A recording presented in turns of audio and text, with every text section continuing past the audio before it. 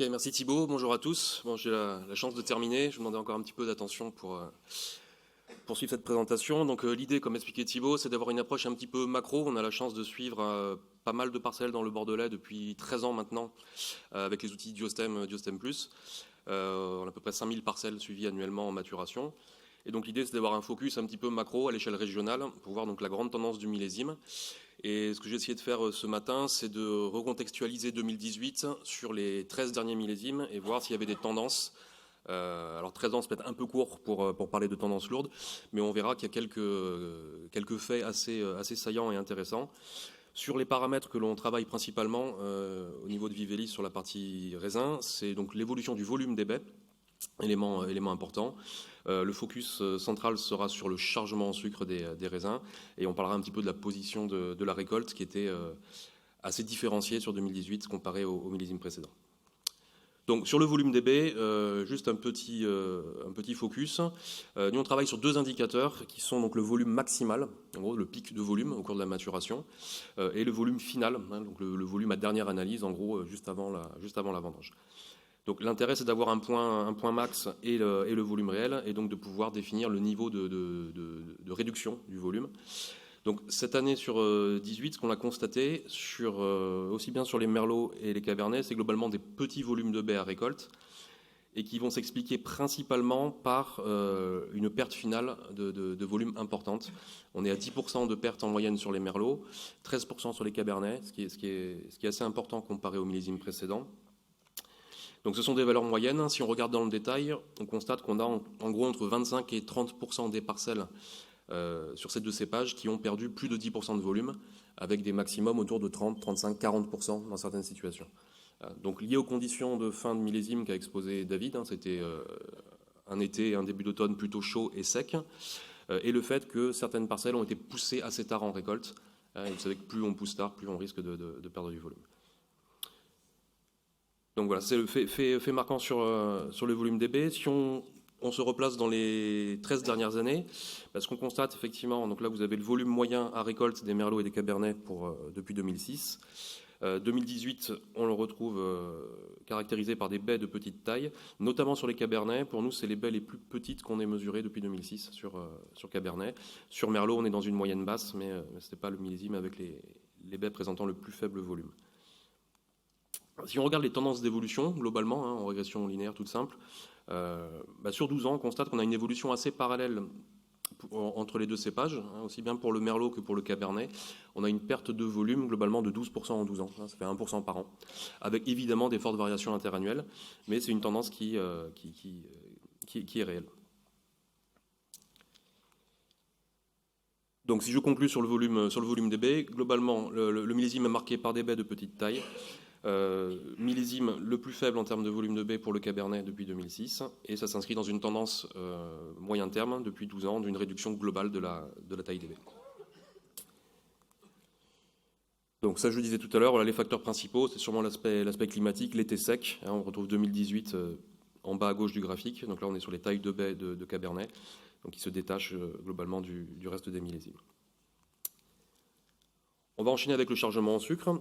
Donc le chargement en sucre, juste pour rappel, c'est l'évolution de la quantité de sucre par baie au cours de la maturation et qu'on obtient par calcul en multipliant le volume d'une baie par la concentration en sucre du mou obtenu.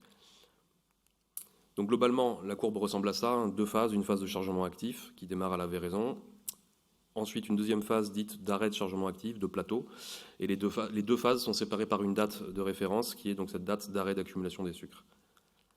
Donc de cette courbe, on peut extraire différentes données intéressantes, la durée du chargement, la vitesse de chargement, la quantité maximale atteinte, et donc la date d'arrêt d'accumulation des sucres, et ensuite le degré potentiel à l'arrêt de cette accumulation des sucres. Donc on va se focaliser sur ces deux derniers paramètres. La date d'arrêt de chargement en sucre qui constitue un peu une référence temporelle, une espèce d'horloge physiologique, et le degré à l'arrêt d'accumulation des sucres, qui pour nous est une référence de potentiel, on va dire au sens large du raisin, de la qualité de la maturation. En gros, un raisin qui a bien mûri dans des bonnes conditions doit arrêter d'accumuler ses sucres avec un certain degré minimal. Donc du coup, ça permet de positionner chaque parcelle dans ce graphique avec ces deux axes. Là, on est sur les merlots, donc un peu plus de 2000 parcelles sur 2018, sur l'ensemble en gros de de la Gironde. On observe une grande diversité, ça c'est systématique. Chaque année, on a une variabilité aussi bien sur la date d'arrêt d'accumulation des sucres que sur le degré potentiel à l'arrêt. La spécificité de 2018, la première, c'est que globalement, on va considérer qu'un merlot dans les conditions bordelaises qui atteint le maximum de chargement en sucre en dessous de 11 degrés, c'est une parcelle qui présente un certain déséquilibre, donc soit du stress hydrique, soit un excès de rendement, soit un problème sanitaire, etc. Cette année, sur 2018, on en a très peu. On n'a que 2% des parcelles qui ont présenté ce type de comportement. Sur des arrêts plutôt précoces, on constate, c'est sur la fin du mois d'août, globalement, des arrêts d'accumulation autour de 10, 10,5, 11. Et à l'inverse, on va considérer qu'un arrêt d'accumulation à partir de 12 degrés pour le merlot dans les conditions bordelaises, c'est plutôt une maturation normale, qualitative, c'est-à-dire des parcelles qui ont bien fonctionné. Et là, on a quasiment 85%, ce qui est vraiment spécifique de l'année. En termes de comportement moyen, on a une date d'arrêt moyenne qui est autour du 6 septembre, ce qui est assez classique pour le merlot. Par contre, ce qui est vraiment spécifique de l'année, c'est le degré moyen à l'arrêt d'accumulation des sucres. On est à 13 degrés. C'est le plus gros degré qu'on ait observé depuis 2006. Donc si on recontextualise les valeurs moyennes sur les 13 dernières années, vous les avez ici. Donc vous voyez la moyenne des 13 ans à peu près au centre, avec un arrêt autour du 8-9 septembre à 12 degrés. 2018, vous voyez qu'on est un petit peu plus précoce, mais surtout avec un degré à l'arrêt d'accumulation élevé.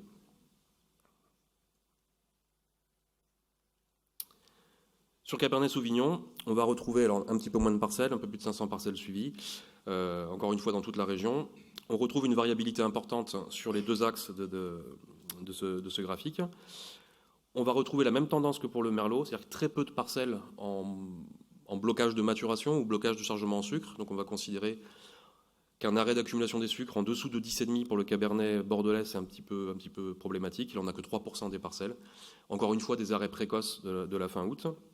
Et on a presque 80% des parcelles, 77% exactement, qui ont réussi à accumuler les sucres jusqu'à au moins 11,5 pour le Cabernet. Donc ça, c'est encore une fois une des marques de l'année, c'est-à-dire que globalement, plutôt des bonnes dynamiques de chargement en sucre, aussi bien pour le merlot que pour le Cabernet. Si on s'intéresse à la valeur moyenne, on est sur un arrêt précoce pour le Cabernet Sauvignon, un arrêt le 8 septembre, première semaine de septembre, ça c'est précoce, et un degré moyen à 12,2, ce qui est une valeur haute par rapport au dernier millésime.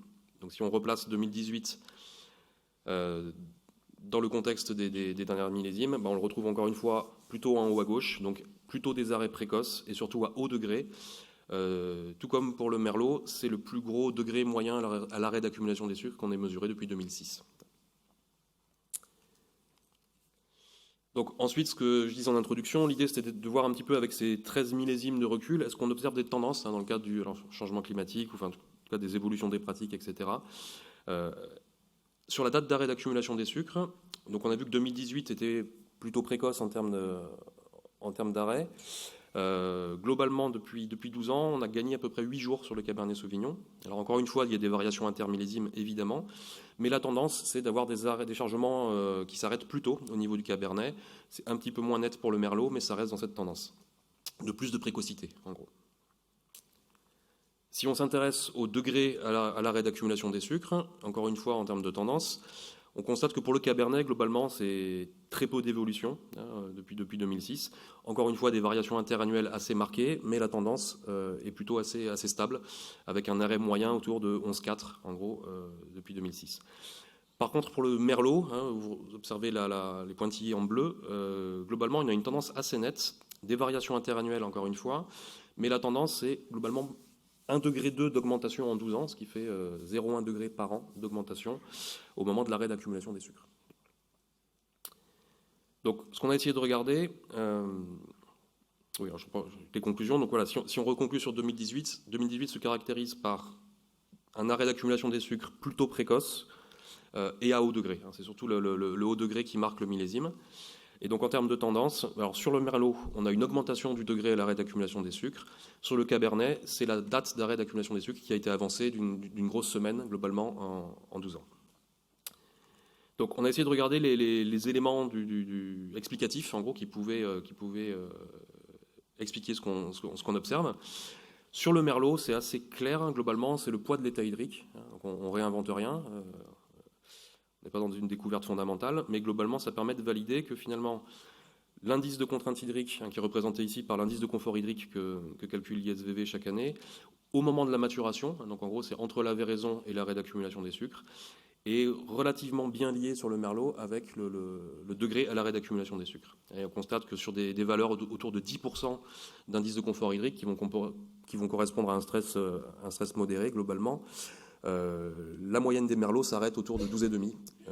Sur les millésimes plus hydratés, avec une disponibilité en eau plus forte, au moment de la maturation, l'extrême est en 2007, que vous voyez en bas à droite, mais qu'on va retrouver en 2008, en 2013, systématiquement, ça se traduit par un degré à l'arrêt d'accumulation des sucres plus faible.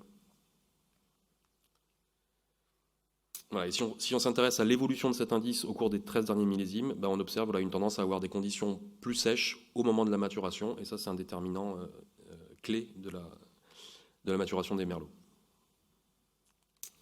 Alors si on passe au Cabernet Sauvignon, on a vu que globalement le degré à l'arrêt d'accumulation des sucres n'évoluait pas trop depuis 13 ans en moyenne. Par contre, c'est sa date d'arrêt d'accumulation des sucres qui est plus précoce. Donc l'explication la plus évidente serait pu être de dire, bon, on a un arrêt de chargement en sucre plus précoce, ça doit correspondre à un début de chargement plus précoce, donc à une véraison plus précoce. Ce qu'on constate, c'est que ce n'est pas le cas. On a des variations intermillésimes, évidemment, mais pas de tendance à avoir des véraisons plus précoces depuis 13 ans. Donc l'autre hypothèse, c'est de dire, bon, ça démarre pas plus tôt, par contre, est-ce que c'est plus court? Est-ce que la durée de chargement en sucre se raccourcit au niveau des cabernets? C'est ce qui semble être le cas. Globalement, depuis 2006, on a une tendance à avoir un chargement plus court de 7 jours. On va être sur des moyennes de 32, 33 jours, alors que sur des millésimes 2007, 2008, 2009, on est sur une quarantaine de jours de chargement. Donc tendance à avoir un chargement plus court. Voilà. Et si on représente ça, le lien entre la date de véraison, la date d'arrêt d'accumulation des sucres au cours des derniers millésimes, donc ici, c'est ce qu'on représente ici, on voit qu'il n'y a pas de linéarité, il n'y a pas de relation très claire. C'est-à-dire que la durée du chargement varie, et elle peut être de 24 jours globalement jusqu'à 42 jours en maximum, et on voit que chaque millésime a un petit peu son comportement particulier. Donc ça permet de dire qu'il y a vraiment la date de véraison qui marque le début de la maturation et de l'accumulation des sucres, et ensuite l'arrêt de chargement en sucre qui peut survenir 3 semaines et demie après, voire 1 mois et demi après la véraison. Ça va fortement dépendre du millésime. Donc les conséquences un petit peu pratiques et opérationnelles et en termes de profil de raisin vendangé, ce qu'on a vu sur 2018, c'est que le fait d'avoir ce raccourcissement des durées de chargement et d'avoir des arrêts de chargement plus précoces, quand les fins de saison le permettent, comme l'a présenté David, avec un début d'automne plutôt chaud et sec, donc peu sensible au botrytis, la tendance est de pouvoir reculer les positionnements de récolte. Avec le chargement en sucre, on travaille pas mal sur l'indicateur qui est qu'on appelle le J+. En gros, c'est le positionnement de la récolte par rapport à l'arrêt de chargement en sucre. La date d'arrêt de chargement en sucre, on la prend comme une référence physiologique dans le processus de maturation. Donc le raisin arrête de mûrir au sens strict, donc il arrête d'accumuler ses sucres, et il commence à évoluer, à vieillir, en gros, et c'est là qu'on va commencer à avoir une évolution aromatique, une évolution phénolique, etc. Donc ce J0, on va regarder à quelle position de récolte le producteur choisit de vendanger, en nombre de jours, tout simplement, pour avoir une référence temporelle. Donc c'est ce que vous avez ici en abscisse. C'est le positionnement moyen de la récolte. Encore une fois, c'est des valeurs moyennes. Dans la réalité, il y a beaucoup de diversité. Diversité déjà en termes de date d'arrêt d'accumulation des sucres et ensuite en diversité en termes de choix techniques. Ceci étant, on constate que 2018 sur le Cabernet Sauvignon se caractérise par un très, très haut potentiel à l'arrêt d'accumulation. On était à 12,2 sur le premier axe. Et en positionnement de récolte, on a une position qui est plus d'1 mois après l'arrêt d'accumulation des sucres, ce qui est assez rare, vous le voyez, parce que la plupart des millésimes sont plutôt autour de 3 semaines, autour d'une vingtaine de jours, ce qui se traduit par des profils entre le fruit frais et le fruit mûr, on va dire. Et c'est cette année qu'on a vu les positionnements les plus tardifs d'un point de vue physiologique en termes de récolte sur Cabernet. Sur le merlot, on va retrouver à peu près la même tendance, donc au potentiel à l'arrêt d'accumulation, et un positionnement assez tardif. Donc en moyenne, on est en plein dans la fenêtre mûre du merlot, qui arrive à peu près 3 semaines après l'arrêt d'accumulation des sucres. Et encore une fois, ceci étant une date moyenne, c'est-à-dire qu'on a eu des positions mûres à surmûres, voire poussées un petit peu loin, parce que le millésime l'a permis, et on a constaté, encore une fois, des tendances à dire finalement plus je peux récolter tard, mieux c'est, ce qui n'était pas forcément le cas sur les merlots. Certains ont été poussés peut-être un peu trop en maturité, avec des problèmes de flétrissement, de perte de rendement, de gros degrés, etc., que vous connaissez. Voilà, je vais conclure là-dessus. Donc sur 2018, avec les indicateurs qu'on utilise, globalement, des petites baies, hein, ça on l'a pas mal évoqué, des arrêts de chargement en sucre précoces avec des hauts degrés, ça c'est la vraie marque du millésime. Et le dernier point qui est vraiment notable, c'est une position de récolte plus poussée. Donc on a une conjugaison en 2018 de haut potentiel à l'arrêt d'accumulation des sucres et de position de récolte très tardive, hein, globalement. Donc deux phénomènes qu'on n'avait pas vus pour l'instant depuis 2006, qui marquent le millésime et qu'on va retrouver dans les équilibres et les profils de vin au cours des dégustations. En termes de tendance, depuis 2006, donc voilà, avec la limite qu'on est sur 13 ans, donc c'est à la fois peu, mais ça permet quand même déjà de dégager quelques tendances. On a une réduction globale de la taille des baies. Sur les merlots, on observe clairement une augmentation du degré moyen à l'arrêt d'accumulation des sucres. Alors ça se traduit par des meilleurs potentiels, globalement, qualitatifs, c'est-à-dire moins de blocage, des parcelles qui mûrissent mieux, avec les problématiques de haut degré, de positionnement de récolte qui des fois sont un peu poussés, un peu tardifs. Si vous prenez un merlot qui arrête d'accumuler ses sucres à 13,5 et que vous le poussez 30 jours après l'arrêt d'accumulation des sucres en surmaturité, en 30 jours, vous pouvez facilement perdre 25% de volume, 30% de volume, ce qui fait 3 bons degrés d'augmentation. Donc 13,5 plus 3, 16,5, voilà, avec après les problèmes fermentaires, etc. qu'on peut avoir. Sur le Cabernet Sauvignon, on a une réponse différente du cépage. On n'observe pas d'augmentation très nette du degré à l'arrêt d'accumulation des sucres. Par contre, c'est plus de précocité, des chargements plus courts. En termes de facteurs explicatifs, sur le merlot, c'est clairement l'aspect contrainte hydrique pendant la maturation qui est le facteur principal d'influence. Sur le Cabernet Sauvignon, je n'ai pas présenté les facteurs d'influence, c'est un peu plus complexe. On est en train d'y travailler, alors peut-être à la prochaine conférence du millésime, on le présentera, sinon avant. Des facteurs qui semblent être vraiment impactants sur l'explication des cinétiques de chargement en sucre des Cabernets.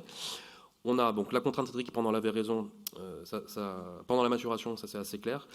La température, et on a aussi la contrainte hydrique pré-véraison, hein, qu'on va retrouver sur des millésimes comme 2011, 2015.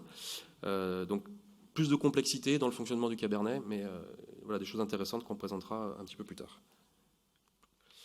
Voilà, je vous remercie. J'ai essayé de faire vite parce que le timing.